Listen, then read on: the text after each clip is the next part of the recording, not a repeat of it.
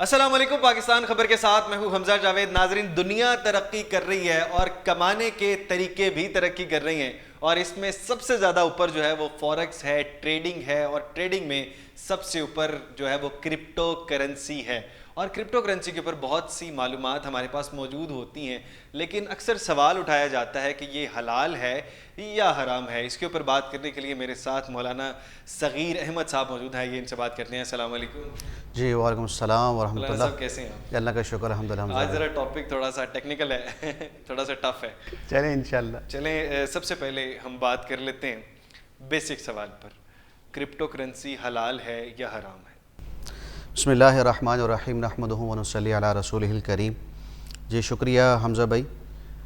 گزارش یہ ہے کہ پہلے ہمیں کچھ بنیادی باتیں اس کو سیکھنا پڑے گا، اس کا علم حاصل کرنا پڑے گا۔ بنیادی بات یہ ہے کہ ہمارا جو مذہب ہے نا جی، یہ عالمی مذہب ہے اور ایک مکمل ضابطہ حیات ہے۔ ضابطہ حیات سے مراد کہ انسان کی زندگی کا جو شعبہ ہے نا جی، ہر شعبے کو یہ لیتا ہے اور اس کے متعلق احکام، اس کے متعلق جو قوانین ہوتے ہیں، جو ضابطے ہوتے ہیں، اس کو بیان کرتا ہے۔ ٹھیک ہے۔ تو اب انہی شعبوں میں سے ایک شعبہ جو ہمارا ہے وہ ہے تجارت، خرید و فروخت، بیع و شراء جس کو ہم اپنی زبان میں کہتے ہیں۔ تو اس کے لیے بھی ہمارے مذہب نے قانون بیان کیا ہے، اور فقہاء نے اور مجتہدین نے قرآن اور حدیث کی روشنی سے اصول نکالے ہیں۔ اب صرف ان اصولوں کو اگر ہم پرکھ لیں اور ان اصولوں کو سمجھ لیں تو پھر اس اصول کے تحت ہم ہر کاروبار کو جو ہے اس کے سامنے، جیسے آئینے کے سامنے چیز لائی جاتی ہے تو وہ یہ آئینہ بن جائے گا، تو ہر دنیا کا جو کاروبار ہے جدید طریقے سے جو بھی ہوگا، ہم اس آئینے میں اس کو دیکھتے رہیں گے۔ مولانا صاحب اس بات کو کنٹینیو کریں گے، ایک سوال ابھی میرے ذہن میں آ گیا اس تمام چیزوں کے بعد۔ ہم کہتے ہیں کہ ہمارا جو دین ہے مکمل ضابطہ حیات ہے، لیکن بہت سی چیزیں ابھی نہیں آئی ہیں، اس وقت نہیں تھی۔ بالفرض ابھی علاج، کسی کا دل کا علاج کرنا ہے، اس کا تعلق مذہب کے ساتھ نہیں رہا، مکمل ضابطہ حیات ہے لیکن ہم علاج نہیں کر سکتے۔ دل کا علاج کیسے کرنا ہے، سرجری کیسے کرنی ہے، یا پھر اس طرح کی چیزیں اب معیشت میں بھی آ گئی ہیں، تو اس کا جواب کہاں سے ڈھونڈیں؟ اس کا جواب میں یہ عرض کر رہا ہوں نا کہ قرآن اور حدیث ایک قانون بیان کرتا ہے، پھر اس قانون کے تحت کئی شکیں نکلتی ہیں۔ ٹھیک ہے، وہ قانون جی وہ فارمولہ ہے، وہ فارمولہ ہر جگہ فٹ ہوگا اس کے متعلقہ جو ہوگا۔ اب اس کی مثال میں آپ کو دے دیتا ہوں۔ اب حدیث میں آتا ہے کہ اگر آپ کے کھانے میں مکھی گرتی ہے تو وہ پہلے بیماری والا پر ڈبوتی ہے، تو فرمایا کہ اس کو دوبارہ ڈبو دو تاکہ وہ شفا والا پر برابر ہو جائے اور بیماری ختم ہو جائے۔ اب یہ ایک کیڑا ہے، حشرات اس کو کہتے ہیں، ٹھیک ہے جی۔ اب دیکھیں گے کہ بھی یہ والا حکم اگر کیا کہتے ہیں اس کو، مچھر گر گیا یا کوئی اور ایسی جسم کی کوئی چیز گر گئی چھوٹی والی جسامت والی، اس کا کیا حکم ہے؟ تو علماء نے اس میں تحقیق کی کہ بھئی یہ جو یہ جو کیڑا ہے، مکھی جو کیڑی ہے، اس کے کیڑا جو ہے، اس کے بارے میں اللہ کے نبی نے یہ جو حکم دیا ہے کہ اس کو نکالو، باہر ڈالو، اس کی وجہ تو صرف یہ بتا دی کہ بھئی ایک میں شفا اور ایک میں بیماری ہے۔ تو باقیوں کے لیے کیا کریں گے اگر مچھر گر جائے؟ تو فرمایا اس کے لیے بھی یہی حکم ہوگا کہ اس کو بھی صرف اوپر سے اٹھا کے پھینک دو، اس کو ڈبونے کی ضرورت نہیں ہے، کیونکہ مکھی میں تو اللہ کے نبی نے وجہ بتا دی، مچھر میں وجہ نہیں بتائی۔ اب ان دونوں میں جو ہے متحد چیز وہ کیا ہے؟ وہ یہ ہے کہ مکھی میں خون تو ہے لیکن وہ جسم میں گردش نہیں کرتا، تو یہ قانون بن گیا۔ اب ہر وہ کیڑا کہ جس کے جسم میں خون ہو لیکن وہ گردش نہ کرے، تو اگر وہ ہمارے کھانے میں گر گیا تو ہمارا کھانا ناپاک نہیں ہوگا اور نہ ہمارا کھانا خراب ہوگا، اس کو ہم نکال کر باہر پھینک سکتے ہیں۔ تو یہ بھی قانون بن گیا۔ تو اسی طرح شریعت نے بیع بیان کی تو بیع کے لیے بھی قانون بیان کر دیا۔ اب اس قانون کے تحت جتنی بھی چیزیں آتی جائیں گی اس کو ہم لیتے رہیں گے، حلال کے اعتبار سے یا حرام۔ اب معیشت کے قانون پر آ جائیں۔ معیشت کا قانون کیا؟ تو معیشت کا قانون جو ہے وہ علماء نے اس کی تقریباً کوئی 10 شرائط لکھی ہیں کاروبار کے جائز ہونے کے لیے اور بیع کے لیے، شراء کے لیے، یعنی خریدنے بیچنے کے لیے۔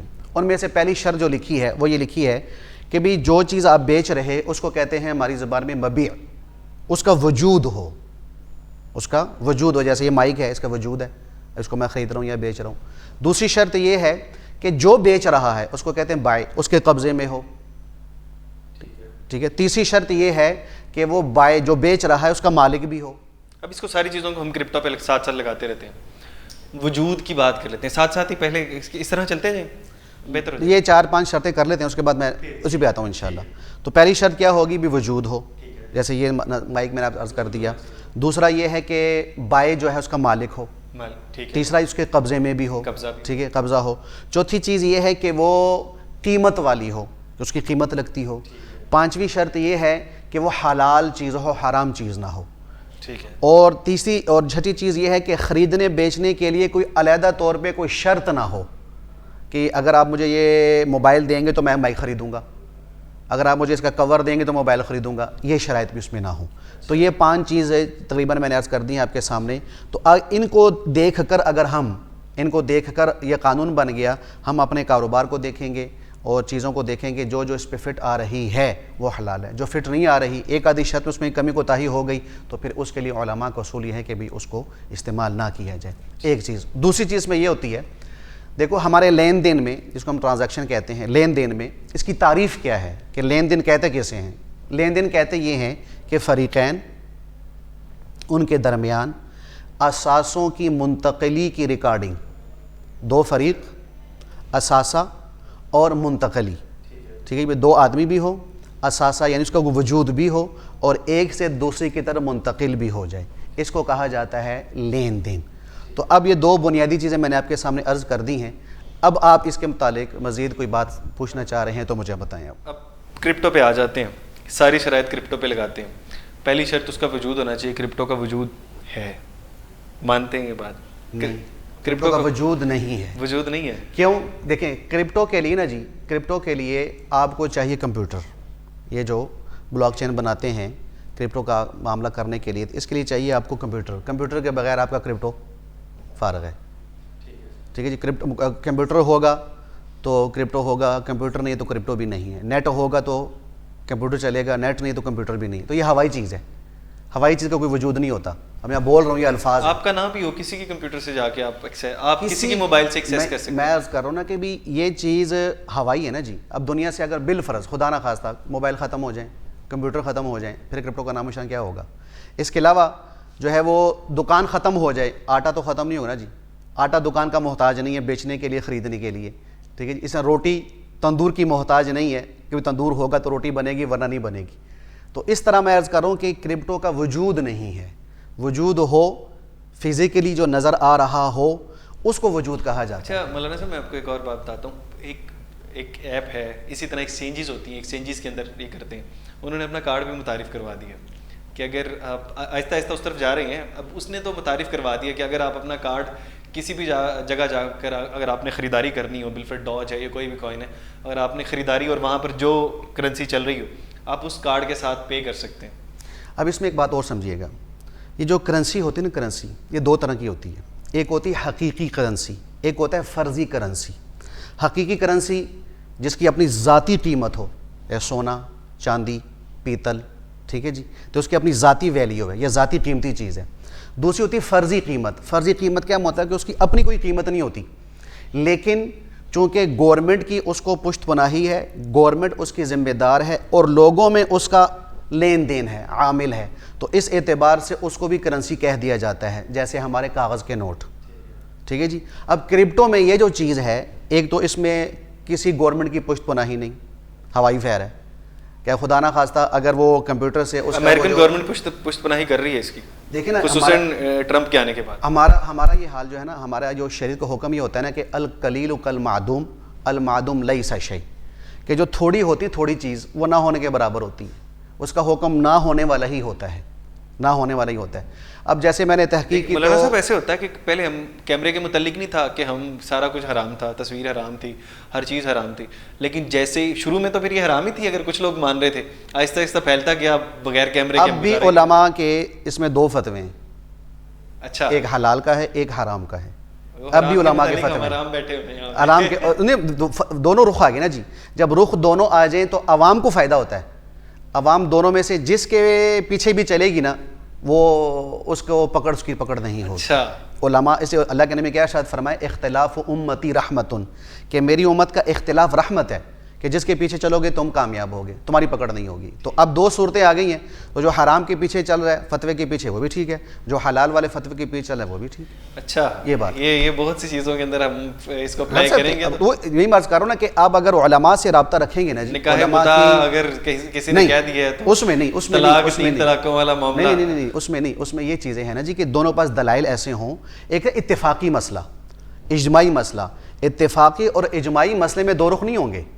اب دیکھیں خنزیر حرام ہے، ٹھیک ہے جی, خنزیر حرام ہے, اتفاقی مسئلہ ہے. اب امریکہ والے کہتے ہیں ہم تو کھاتے ہیں, اب کیا کریں, مسلمان کہے گا بھی دو کام, نہیں, جو چیز اتفاقی حلال ہے اس میں کوئی دوسری رائے نہیں چلے گی, اور جو اتفاقی حرام ہے اس میں دوسری رائے نہیں چلے گی, یہ بات ہے. تو اتفاقی تو ایک پورا مسلک اس کو کہتا ہے کہ ٹھیک ہے, لیکن میں عرض کروں نا کہ وہ اتفاق کی اتنی بڑی تعداد ہے, اگر وہ کل کو تعداد میں زیادہ ہو جائیں گے تو ٹھیک ہو جائے گا فتویٰ. نہیں, وجہ میں عرض کر رہا ہوں نا کہ بھی اس میں ماہرین کا قول لیا جاتا ہے نا جی, ماہرین کا قول لیا جاتا ہے, اور ماہرین ہمارے مجتہدین, فقہا, ائمہ محدثین, ائمہ جو ہے مفسرین, وہ گزر چکے ہیں, اور یہ فیصلہ ہو چکا ہے کہ بھی یہ چیز جو ہے جیسے متع یہ حرام, 3 طلاق 3 ہی ہوتی, 1 نہیں ہوتی, ٹھیک ہے جی.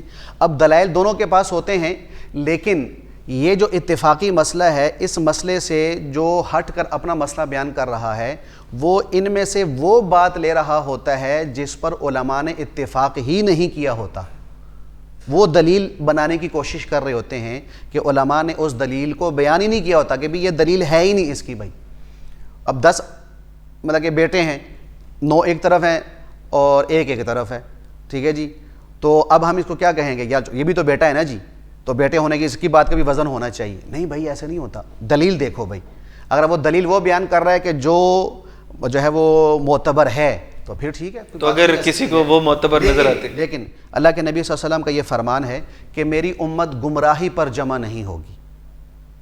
یہ نہیں ہو سکتا کہ ایک مسئلہ غلط ہو, حرام والا ہو, اور میری پوری امت اس پہ متفق ہو جائے, یہ نہیں ہوگا. تو پوری امت اس وقت متفق ہے سوائے ایک طبقے کے جس کی حیثیت ہمارے پاکستان میں 2% بھی نہیں ہے. 98% جو ہے اس بات پہ متفق ہیں کہ متع یا 3 طلاقوں والے معاملے پہ لگا 3 طلاقوں میں دیکھیں, 3 طلاقوں بھی ہمارے پورے ورلڈ میں آپ لے لیں تو پورے ورلڈ میں یہ 3 طلاق کو ایک کہنے والے تقریباً میرے خیال سے 13% ہیں پورے دنیا میں. 13%. اگر ان کی تعداد بڑھ جائے گی تو حلال ہو جائے گی. نہیں, کیسے تعداد بڑھے گی, اگر ان کی کل کو تو پھر یہ مسئلہ تو پھر بکری اور خنزیر میں بھی چل جائے گا کہ میرے خنزیر کی تعداد بڑھ گئی تو پھر خنزیر حلال ہونا چاہیے. ایسے نہیں ہے. میں عرض کر رہا ہوں کہ تعداد کی بنیاد پر نہیں, یہاں پر نا, کیونکہ وہ اجماعی مسئلہ ہے, یہ اجماعی مسئلہ ہے کہ اجماعی مسئلے میں سے تقریباً 90% 87% لوگ فتویٰ دے چکے ہیں کہ بھی 3 ہی ہیں. اب یہ جو 13% پوری دنیا میں لوگ اپنی الگ دکان کھول کر بیٹھ گئے ہیں, اس اجماع کے بارے میں کوئی. اچھا مولانا صاحب, ہم دوبارہ کرپٹو پہ آتے ہیں. آپ یہ چیز مانتے ہیں کہ وجود نہیں ہے, میں مانتا ہوں وجود ہے کیونکہ میں خود کرپٹو ٹریڈر ہوں. تو اب کیونکہ پوری دنیا کے اندر استعمال ہو رہا ہے, اس میں آپ سے ایک گزارش کر رہا ہوں. ہمارے علماء نے اس کے حلال ہونے کی جی جائز ہونے کی ایک شرط یہ لگائی ہے, جیسے میں نے ابھی عرض کو کیا کہ بھئی جو کرنسی ہوتی ہے اس کی 2 قسمیں میں نے عرض کر دی. یہ جو کرنسی آئے گی یہ کرنسی آئے گی فرضی میں. تو فرضی کے لیے 2 شرطیں ہیں, جیسے میں نے عرض کیا 2 شرطیں ہیں کہ اس کو عمومی طور پر لوگ استعمال میں لے آئیں اپنے, جیسے ہم پیسے استعمال کرتے ہیں پاکستانی روپیہ یا دنیا کے جو پیسے کرنسی ہے. دوسرا یہ کہ کسی کی پشت پناہی ہو, یعنی خدا نہ خواستہ اگر کوئی نقصان وغیرہ ہو جائے تو آدمی کہیں جا سکے اور اس سے اپنا مطالبہ کر سکے بھی میرا یہ نقصان ہو چکا ہے. اس وقت پوری دنیا میں صرف 2% ایسے لوگ ہیں جو اس کو استعمال کر رہے ہیں, یہ میری تحقیق ہے. 98% لوگ اس کو بطور کرنسی کے استعمال نہیں کر رہے, ان کو اعتماد بھی نہیں ہے. اور شاید آپ کے علم میں مجھ سے زیادہ ہو کہ کرپٹو کرنسی تقریباً کوئی 17,000 کے قریب کھلی ہوئی ہیں, جس میں اکثر جو ہے وہ غائب ہو گئی ہیں, ختم ہو گئی ہیں. تو اب جو وہ پیسہ چلا گیا اس کا کیا کریں گے؟ اچھا مولانا صاحب, میں ایک بات کلیئر کر لیتا ہوں کہ ہمارے نا, کیونکہ یہ ٹھیک سے سمجھا نہیں گیا کرپٹو کو. کرپٹو کے اندر 2 طرح کی پہلے ٹریڈنگ ہوتی ہے, ایک ہوتی ہے اسپاٹ ٹریڈنگ, ایک ہوتی ہے فیوچر ٹریڈنگ. اسپاٹ ٹریڈنگ کے اندر یہ ہوتا ہے کہ آپ اگر $100 کی کوئی چیز خریدتے ہیں اور 1 یونٹ ہے, ایک کرنسی ہے $1 کی, تو آپ کو 100 کے ملیں گے 100. اور دوسری جانب اگر آپ فیوچرز میں جاتے ہیں, اور فیوچرز میں آپ 10x بھی کر سکتے ہیں, 20x بھی کر سکتے ہیں, اور اگر فیوچرز میں جا کے آپ $100 کی جو 100 آتی ہیں آپ اس کو 1000 بھی خرید سکتے ہیں, 10,000 بھی خرید سکتے ہیں. تو یہ بڑا ایک لمبا معاملہ ہے. بہرحال فیوچر کے متعلق کہا جاتا ہے کہ یہ حرام ہے کیونکہ سود سے لیا جاتا ہے. اور اسپاٹ کے اندر بھی پھر 2-3 طرح کے آ جاتے ہیں. ایک ہوتے ہیں میم کوئن, اور ایک ہوتے ہیں جو یوز کیس ہوتا ہے جن کا. میم کوئن آپ جس طرح کی بات کر رہے ہیں نا, وہ ہوائی ہے, یقین کریں ان کی کوئی پشت پناہی نہیں ہے. لیکن یہ جو دوسرے ریئل ٹائم ایسٹ کے اس طرح کے کوئن ہیں, کچھ استعمال ہوتے ہیں, کمپنیاں اس کی بیک کر رہی ہیں, ایکسچینجز بیک کر رہی ہیں. اگر کسی ایکسچینج نے اس کو اپنے اوپر لسٹ کیا ہوا ہے نا اس کرنسی کو, تو وہ یعنی کہ اس کو اچھا سمجھتی ہے تو کر رہی ہے, اور وہ کمپنی بیک کر رہی ہے. بالفرض ایتھیریم ہے, وہ استعمال ہوتا ہے پوری دنیا کے اندر بلاک چین میں ٹرانسفر کے لیے، آئی ٹی کمپنیاں اس کو استعمال کرتی ہیں. اس طرح اے آئی کوئن ہے، اے آئی کے کمپنیز ان کو یوز کرتی ہیں. اس طرح والا معاملہ ہے کہ کچھ جو ہے یہ کوئنز ہیں ان کی پشت پناہی پراپر ہے.